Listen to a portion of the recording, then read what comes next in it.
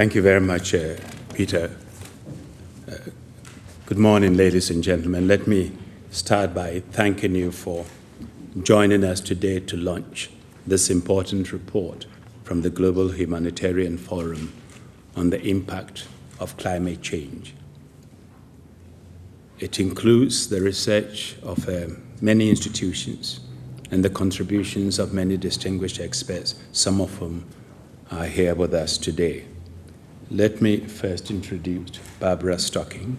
As you've heard, is the Chief Executive of Oxfam of Great Britain, and she's also a member of the high-level panel that helped review and prepare this report, and as well as a board member of the Global Humanitarian Forum.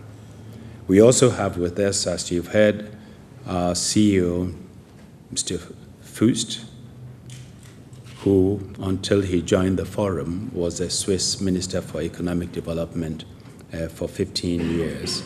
And then, of course, there's Mr. Andreasen of Dalberg Global Development Advisors, which compiled and produced the report. They will together be able to answer all your detailed and technical questions. But before we take your questions, I would want to say a few words about why I believe this report is important. It is an attempt to capture the impact of climate change on human life around the world. It is happening today. It's not something waiting to happen. And it helps underline that climate change is not a distant threat, nor simply an environmental crisis, but is having real severe impact on millions of people around the globe. Communities and individuals are suffering. There is, of course, a great deal more we need to know, and this report points to where further urgent research is needed. But the picture emerging is alarming and demands attention and action. The report's findings indicate that lives of hundreds of millions of people are permanently or temporarily affected by climate change.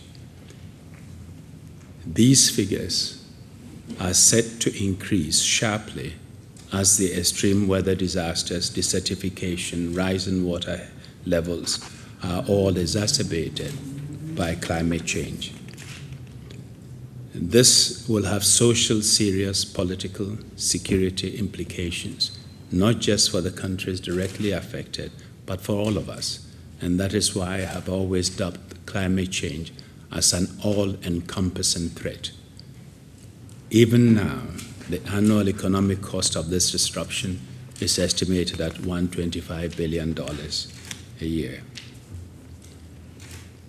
But it is the frightening human cost, too often overlooked, which this report focuses on.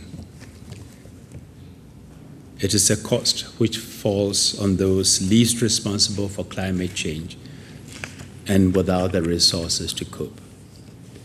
It is not the poor of the world who are polluting our atmosphere.